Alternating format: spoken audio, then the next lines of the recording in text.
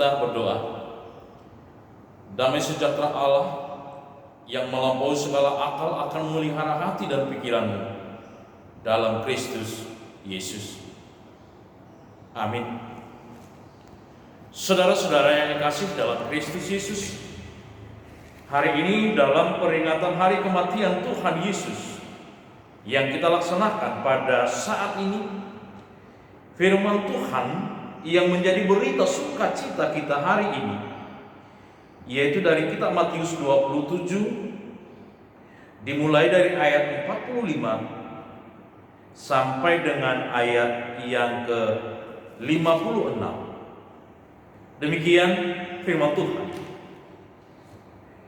Mulai dari jam 12, kegelapan meliputi seluruh daerah itu sampai jam 3. Kira-kira jam 3 berserulah Yesus dengan suara nyaring, Eli, Eli, lama sabachthani.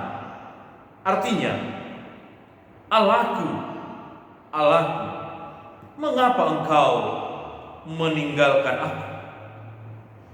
Mendengar itu, beberapa orang yang berdiri di situ berkata, ia memanggil Eli. Dan segeralah datang seorang dari mereka. Ia mengambil bunga karang, mencelupkannya ke dalam anggur asam, lalu mencucukkannya pada sebatang bulu dan memberi Yesus minum. Tetapi orang-orang lain berkata, jangan, baiklah kita lihat, apakah Elia datang untuk menyelamatkan dia? Yesus berseru dengan suara nyaring, lalu menyerahkan nyawanya. Dan lihatlah, tabir bait suci terbelah dua, dari atas sampai ke bawah, dan terjadilah gempa bumi, dan bukit-bukit batu terbelah, dan kuburan-kuburan terbuka, dan banyak orang kudus yang telah meninggal bangkit. Dan sesudah kebangkitan Yesus, mereka pun keluar dari kubur, lalu masuk ke kota kudus dan menampakkan diri kepada banyak orang. Kepala pasukan dan prajurit-prajuritnya yang menjaga Yesus menjadi sangat takut ketika mereka melihat gempa bumi dan apa yang telah terjadi, lalu berkata, sungguh ini adalah anak Allah. Dan ada di situ banyak perempuan yang melihat dari jauh, yaitu perempuan-perempuan yang mengikuti Yesus dari Galilea untuk melayani dia. Di antara mereka terdapat Maria Magdalena dan Maria ibu Yakobus dan Yusuf dan ibu anak-anak Zebedeus. Demikian firman Tuhan. Saudara-saudara yang dikasihi dalam Kristus Yesus, hari ini dalam peringatan Jumat Agung, kita mengenang kematian Tuhan Yesus. Yesus mati, Yesus disalibkan di sebuah bukit yang bernama Golgota. Proses penyaliban Tuhan Yesus dilakukan oleh karena orang Yahudi,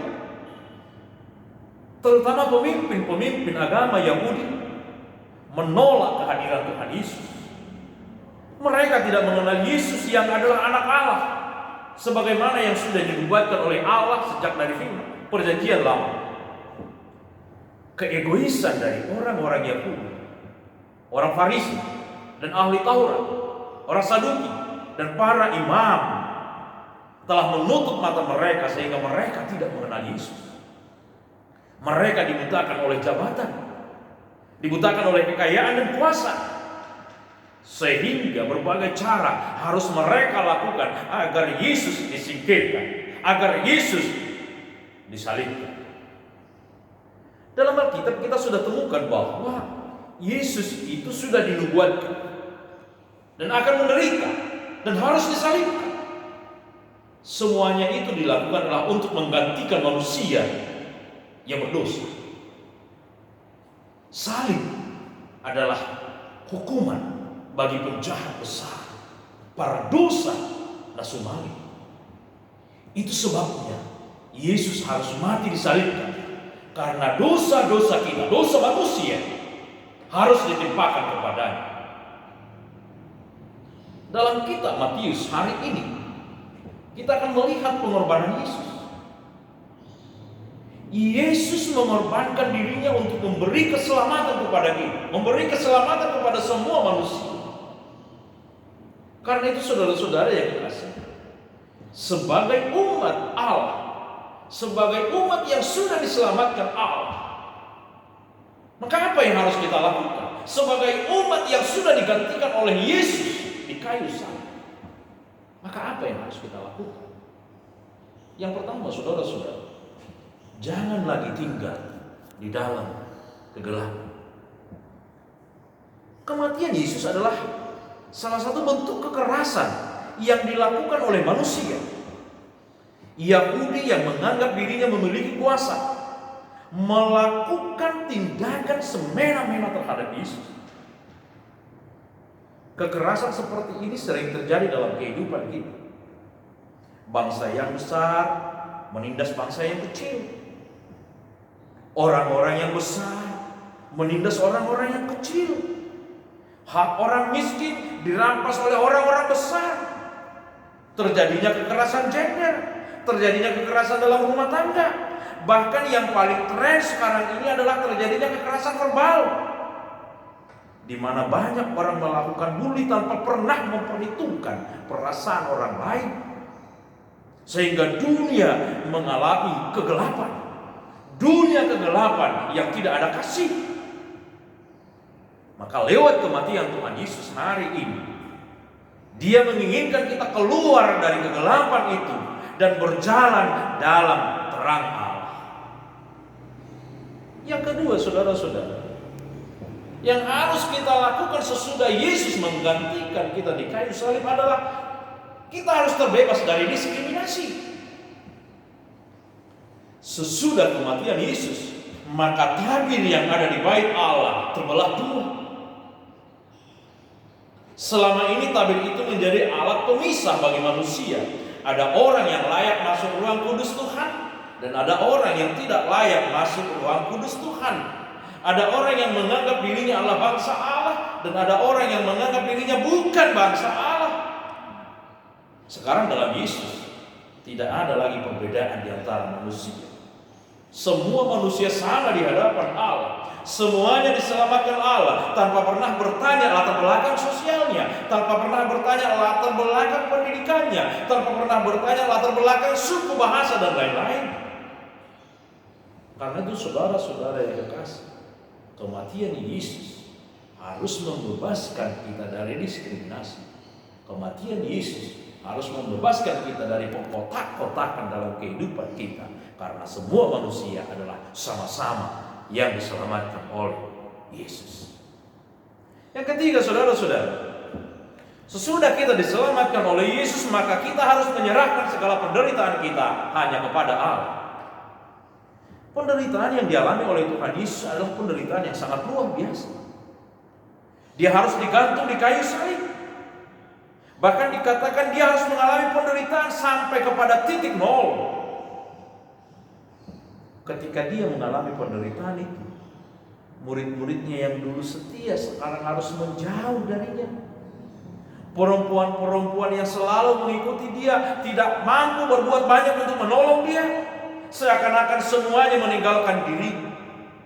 Namun di tengah penderitaan itu dia berseru, Allahku, Allahku, mengapa engkau meninggalkan aku? Artinya saudara-saudara yang dikasih dalam Kristus Yesus, ini adalah sebuah doa permohonan dari orang-orang yang berserah kepada Allah. Maka di tengah penderitaan kita, siapakah yang sanggup menolong kita? Teman-teman kita, saudara-saudara kita, orang-orang yang kita kasih, orang-orang yang ada di lingkungan kita tidak mampu untuk menolong kita. Satu-satunya yang mampu menolong kita adalah hanya Allah. Karena dialah yang berkuasa atas segala dunia. Yang keempat, saudara-saudara yang dikasih, Sesudah kita diselamatkan oleh Yesus, maka yang harus kita lakukan, kita harus mengakui kuasa Tuhan. Para prajurit yang mengawal penyaliban Yesus adalah para tentara Romawi. Pada awalnya mereka mentertawai Yesus, mereka menghina Yesus, bahkan mereka memberikan anggur yang asam. Namun sekarang, ketika mereka melihat apa yang terjadi dengan Yesus, ada kegelapan, ada gempa bumi,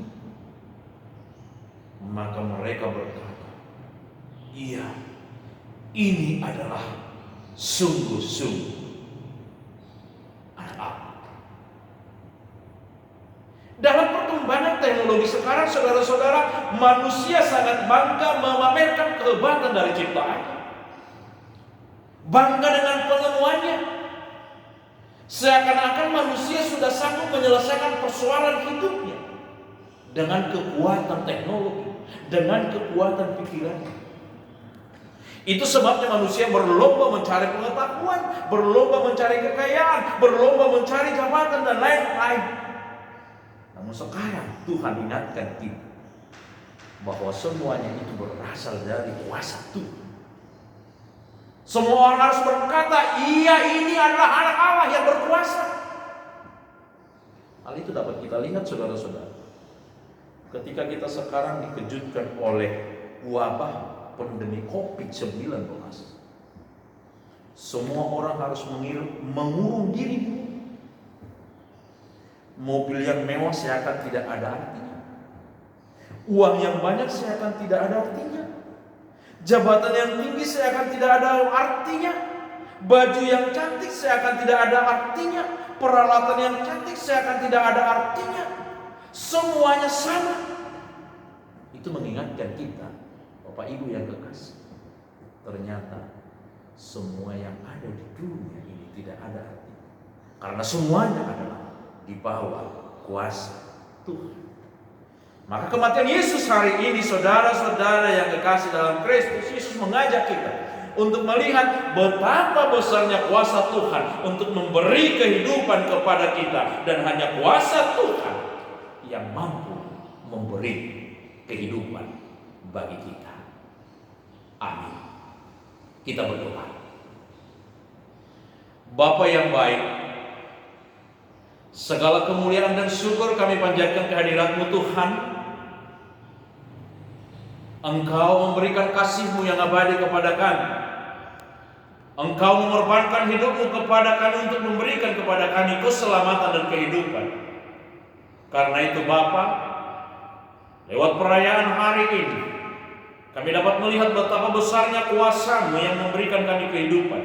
Mampukan kami Tuhan supaya kami mampu untuk melihat pengorbanan-Mu, supaya lewat pengorbanan-Mu Tuhan kami disucikan dan dijadikan menjadi baru.